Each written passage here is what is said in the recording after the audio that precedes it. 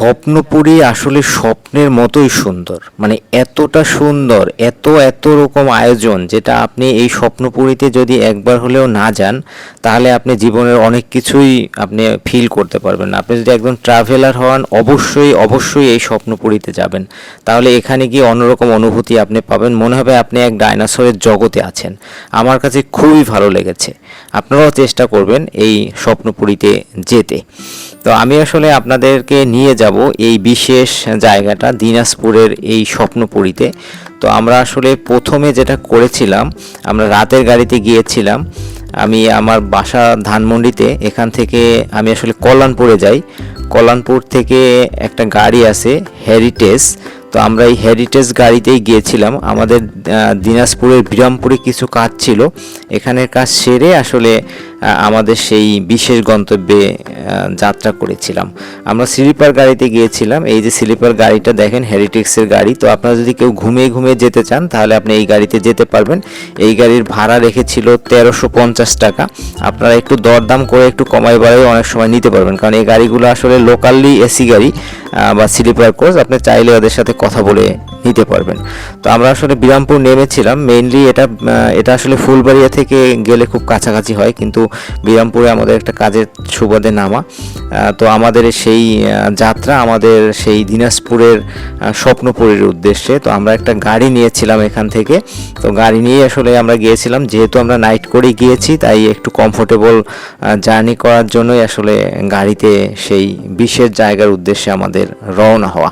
তো আমরা আসলে এই স্বপ্নপুরীর বিষয় একটু আলোচনা করি দেখতে। সেটা হলো স্বপ্নপুরী আসলে দিনাজপুরের এমন একটা সৌন্দর্যতার প্রতীক তৈরি করেছে, যেটা আসলে আনবিলিভেবল একটা প্রতীক।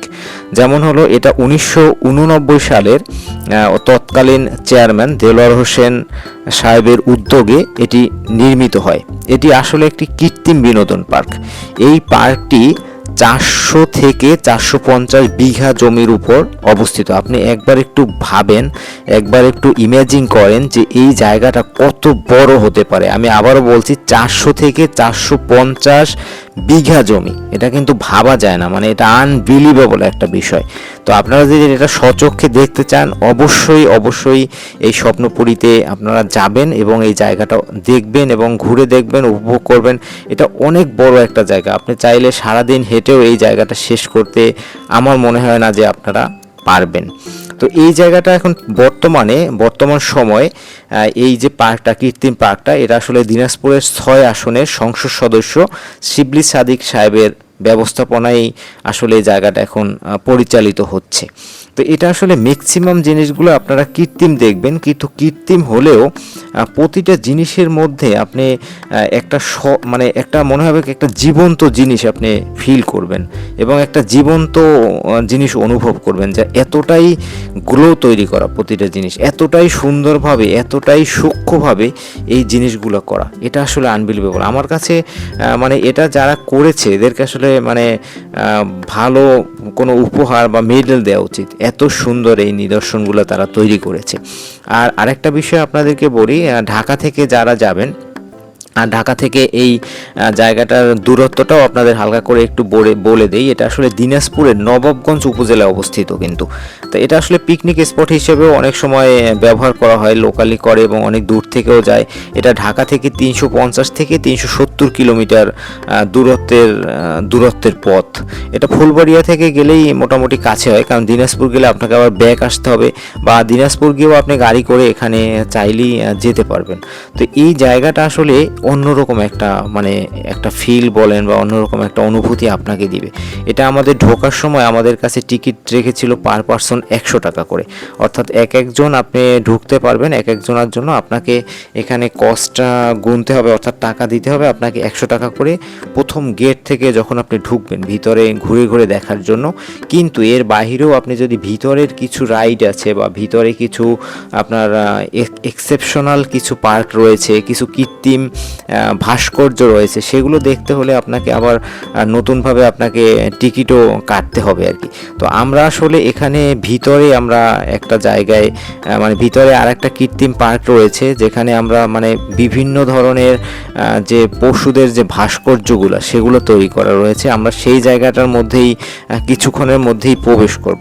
তো আপনারা আমার সাথে থাকবেন, আর আমার চ্যানেলে যদি নতুন হন অবশ্যই চ্যানেলটা সাবস্ক্রাইব করবেন যাতে পরবর্তীতে কোনো ভিডিও দিলে সেটা যাতে আপনারা খুব সহজে দেখতে পান।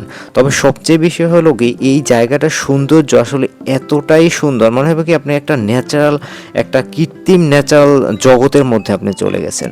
মানে এই জায়গাটা আপনার কাছে কখনো মনে হবে না যে এই জায়গাটা কৃত্রিমভাবে তৈরি করা বা এখানে ওইভাবে তৈরি করা, মানে প্রতিটা জিনিসের মধ্যে একটা অন্যরকম শৈল্পিকতা রয়েছে। প্রতিটা জিনিস মনে হয় যেন কি যে হাতে ধরে হাতে কলমে তৈরি করা।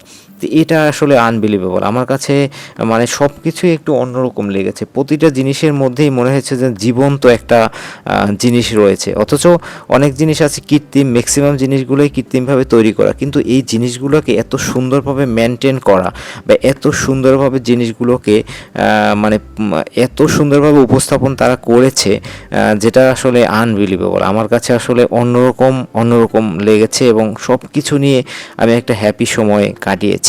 আর আপনাদেরকে তো সব সময় বলি যে নিজের ভালো থাকার জন্য, নিজের হ্যাপিনেসের জন্য হলেও অবশ্যই আপনারা ঘুরবেন এবং এই বিভিন্ন জায়গাগুলো দেখবেন, তাহলে দেখবেন আপনার মানসিক যে হ্যাপিনেসটা সেটাও চলে আসবে। কারণ আপনি কিন্তু দিন শেষে আপনার নিজের হ্যাপিনেসটাকে আপনাকে খুঁজতেই হবে।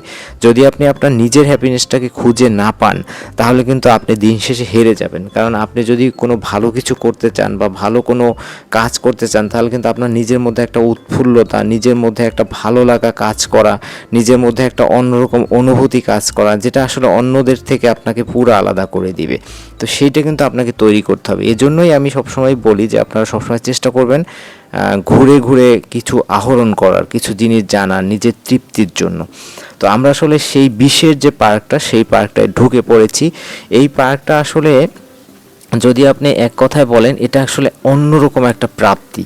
আপনি যদি কখনো দিনাজপুরে যান অবশ্যই এই জায়গাটায় যাবেন। আর একটা বিষয় হলো কি এই পার্কটার মধ্যে আমাদের ঢুকতে 50 টাকা করে পার পার্সন নিয়েছিল। আমি প্রথমে আপনাদেরকে দেখিয়েছিলাম যে প্রতিটা টিকিটের জন্য এক একজনের জন্য অর্থাৎ 50 টাকা করে এই কৃত্রিম পার্কটায় ঢুকতে আপনাকে পে করতে হবে। তো আমি আসলে এর মধ্যে আমরা আরও অনেক লোক ছিলাম, তো আমি চেষ্টা করেছি যে ন্যাচারাল যে ভিতরে একটা সাউন্ড, যে পাখির ডাক, সেগুলো আমি রাখার চেষ্টা করেছি আপনাদের জন্য। আর আমি পাশাপাশি আপনাদের সাথে এই টোটাল বিষয়টা নিয়েও একটু কথা বলেছি যে আমার কাছে আসলে মনে হয়েছে যে আমি সেই আদি যুগে যখন ডাইনোসরের জগৎ ছিল সেই ডাইনোসরের একটা জঙ্গলের মধ্যে আমি ঢুকে পড়েছি। আমার কাছে ফার্স্ট এরকমই মনে হয়েছিল। তো এই যে অনুভূতিটা এইটা আসলে আপনি এখানে গেলেই পাবেন। তো অনেকে আছে কি ভিতর থেকে ঘুরে চলে আসে, এই জায়গাটায় যায় না। তো আমি তাদের উদ্দেশ্যে বলবো অবশ্যই আপনি এই যে ডাইনোসর পার্কটা, এই যে শিশু পার্কটাই কৃত্রিম, এই জায়গাটায় অবশ্যই আপনারা একবার হলেও এখানে যাবেন। এর আগে আমি আরও কিন্তু স্বপ্নপুরীতে একবার গিয়েছিলাম, কিন্তু তখন আসলে এই জায়গাটায় আমার যাওয়া হয়নি, এটা আসলে আমার একটা ব্যর্থতা ছিল। তো এবারে আমি গিয়ে এই জায়গাটায় যাওয়ার পরে আমি আসলে অন্যরকম একটা অনুভূতি, অন্যরকম একটা ফিলিংস আমি পেয়েছি। আমার কাছে আসলে অসাধারণ লেগেছে টোটাল জিনিসগুলো, মানে যেটা আসলে আনবিলিভেবল। মানে প্রতিটা জিনিসের মধ্যে মনে হয়েছে যে প্রাণ আছে। এই দেখেন আপনার এখানে যে আপনার এই দুইটা প্রাণী দেখতে পাচ্ছেন, এই দুটো মনে হয় যেন যে প্রতিটা জিনিসের মধ্যে প্রাণ রয়েছে। এখানে সাপগুলো যেভাবে আছে তাও মনে হয়েছে যে এগুলো যেন জীবন্ত। মানে এই যে একটা অনুভূতি, এই যে জিনিসগুলো যে তারা মানে সুন্দরভাবে উপস্থাপন করতে পেরেছে, এই জিনিসটা আমার কাছে আসলে অন্যরকম লেগেছে। আমাদের বাসার মধ্যে ধরেন একটা জিনিস থাকে, ময়লা ধুলা বালু কত কিছু থাকে, মানে আমরা কিন্তু আমাদের ঘরের মধ্যে জিনিসটাও এত সুন্দর, এত পরিপাটিভাবে আমরা রাখতে পারি না, কিন্তু তারা এমন একটা জায়গার মধ্যে এত সুন্দর একটা উপস্থাপন, এত সুন্দর একটা আয়োজন, এটা আসলে প্রতিটা মানুষকে মুগ্ধ করবে। আপনি যদি কখনো সুযোগ হয় অবশ্যই যাবেন। এবং আরেকটা জিনিস আপনারা এখানে দেখতে পাবেন, এটা কিন্তু বাংলাদেশের মানচিত্র। এই যে জিনিসটা দেখতে পাচ্ছেন এটা কিন্তু বাংলাদেশের টেকনাফ থেকে তেঁতুলিয়ার যে মানচিত্রটা, আপনার ঘরে যদি মানচিত্রের ছবি থাকে তাহলে আপনি কিন্তু সেই ছবিটার সাথে এইটা মিলিয়ে নিতে পারেন। আপনি দেখবেন যে এটা কিন্তু একদম মানচিত্রের সাথে মিলে যাবে। তো এই যে জিনিসটাও আমার কাছে কিন্তু মানে অন্যরকম লেগেছে। এদের আসলে প্রতিটা জিনিস এখানে ইউনিক ছিল, মানে প্রতিটা মানে প্রতিটা ভাস্কর্যের মধ্যে একটা অন্যরকম জীবন্ত একটা অনুভূতি ছিল এবং প্রতিটার মধ্যে একটা অন্যরকম ফিল ছিল। এইটা হলো একটা বানর। তো এইটার গেট থেকে আপনাকে ঢুকতে হবে ভিতরে যদি প্রবেশ করেন। তো প্রতিটা জিনিসের মধ্যেই আপনার মানে এমন মাঝে মাঝে মনে হয় কি যে এখানের কোনটা ন্যাচারাল আর কোনটা কৃত্রিম সেইটা বোঝা অনেক সময় মুশকিল হয়ে যায়। মনে হবে যে এখানে কিছু বাঁশ রয়েছে ভিতরে, মনে হবে যেন কি বাঁশগুলো কৃত্রিম, কিন্তু আসলে না, সেগুলো কিন্তু ন্যাচারাল। তো এরকম কিছু বিষয়, এই যে বাঁশগুলো দেখতে পাচ্ছেন এগুলো কিন্তু কৃত্রিম না, এগুলো কিন্তু ন্যাচারাল, অথচ মনে হয় যেন যে এগুলোও কৃত্রিম। মানে এতটা সুন্দরভাবে তাদের মানে আয়োজন এবং তাদের উপস্থাপনটা এত সুন্দর ছিল সব কিছু নিয়ে, মানে এত সুন্দর একটা আয়োজন আসলে আমাকে মানে মুগ্ধ করেছে। তো আপনার যদি কখনো সুযোগ হয় বা আমি আসলে সত্যি কথা বলতে আমি বলবো যে আপনাদের বাচ্চা বাচ্চা কাচ্চা যারা আছে এদেরকে নিয়ে যদি ঢাকা থেকেও সুযোগ হয় তাহলে অবশ্যই এই দিনাজপুরের এই স্বপ্নপুরীতে যাবেন। এই স্বপ্নপুরীটা আসলে এতটা সুন্দর, আপনার স্বপ্নের চেয়েও সুন্দর। আপনি যদি স্বপ্নকে সুন্দর ভাবেন তার চেয়েও বেশি সুন্দর আমার কাছে মনে হয়েছে এই স্বপ্নপুরী। তো আমি আসলে মানে সত্য কথা বলতে আমি আসলে অন্যরকম অন্য একটা জগতে চলে গিয়েছিলাম। মানে এই জায়গাটা আমাকে এত সুন্দর একটা অনুভূতি দিয়েছে, এত সুন্দর একটা আমাকে মানে অন্যরকম একটা জগতে নিয়ে গিয়েছে যে কিছুক্ষণের জন্য আমি আসলে অন্য জগতে চলে গিয়েছিলাম। আমার কাছে সব কিছু নিয়ে এত ভালো লেগেছে এটা আসলে আপনাদের সাথে আমি শেয়ার করতে পারতেছি না, মানে শেয়ার করার মতো অপশন নেই যদি এটা সরাসরি আপনারা না দেখেন। তো এই জন্য আমি বলবো যে যারাই সুযোগ পাবেন বা যারাই এখানে যাওয়ার মতো কোনো পরিস্থিতি যদি কখনো হয়, যদি আপনি বগুড়ায় কখনো যান তাও আপনি চেষ্টা করবেন এই স্বপ্নপুরী থেকে কিছুক্ষণের জন্য হলেও ঘুরে আসতে একটা দিন সময় নিয়ে। তো আমার কাছে আসলে সব কিছু নিয়ে একটা অন্যরকম পরিবেশ, অন্যরকম আয়োজন, অন্যরকম অনুভূতি, সব কিছু নিয়ে আমাকে অন্যরকম একটা বিষয় মনে হয়েছে সব কিছু নিয়ে। আর এইটা যে তৈরি করেছে ওনাকে আসলে অনেক অনেক ধন্যবাদ, কারণ হলো এত সুন্দর একটা নিদর্শন দিনাজপুরের বুকে রয়েছে, এটা আসলে অনেকে হয়তো আমরা জানিও না, অনেকে এই জায়গাটা সম্পর্কে মানে ওই রকম ঢাকায় যারা আছে এরা হয়তো জানে না। আমি ঢাকা থেকে যেহেতু গিয়েছি, দিনাজপুরের মানুষ তো অবশ্যই জানে, কিন্তু ঢাকার মানুষ ঢাকাতেও কিন্তু এরকম সুন্দর একটা অন্যরকম একটা নিদর্শন কিন্তু আসলে কোথাও নেই। এখানে আপনার মনে হয় না যে জিরাফটা একদমই ন্যাচারাল, আসলে সত্যি জিরাফের মতোই কিন্তু মনে হয়। মানে এমনভাবে তাদের মানে তৈরিটা, তাদের এত সুন্দর করে এদের মানে আয়োজনটা, তো আপনার কোনটা কৃত্রিম আর কোনটা যে ন্যাচারাল সেটা আসলে অনেক সময় এখান থেকে ফাইন্ড আউট করাটা ডিফিকাল্ট হয়ে যায়। তো এটা একটা বিষয়। তো সব কিছু নিয়ে আমি একটা সুন্দর সময় এখানে কাটিয়েছি। যদি আপনারাও সুযোগ পান আপনাদের ছেলে মেয়ে বাচ্চা কাচ্চাকে নিয়ে বা বয়স্ক যারা আছে তাদেরকে নিয়ে এই জায়গায় সময় কাটাতে পারেন, কারণ এই জায়গাটা আসলেই অন্যরকম একটা প্রাপ্তি, অন্যরকম ভালো লাগা কাজ করবে। এটা হলো সিংহ, এটা কিন্তু মনে হয় যেন কি যে সে বনের মধ্যেই আছে, একটা জঙ্গলের মধ্যেই আছে। মানে এটা কিন্তু মনে হয় না যে এখানে কৃত্রিমভাবে তৈরি করা। তো এরকম কিছু কিছু নিদর্শন আপনাকে মুগ্ধ করবে।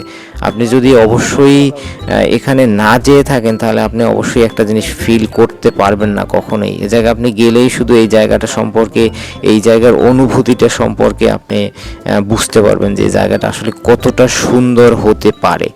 তো আমার কাছে সব কিছু নিয়ে অনেক অনেক ভালো লেগেছে।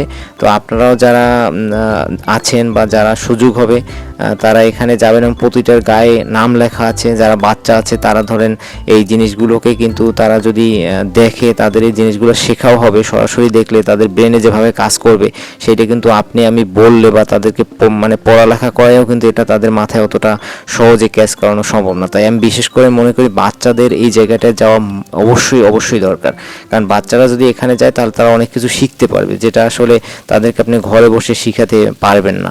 তো এটা একটা বিষয়। তো এই জন্য বাচ্চা কাচ্চাকে নিয়ে এখানে অবশ্যই একবার হলেও ঘুরে আসার চেষ্টা করবেন, কারণ তাদের অনেক কিছু শেখার আছে, তারা অনেক কিছু শিখতে পারবে।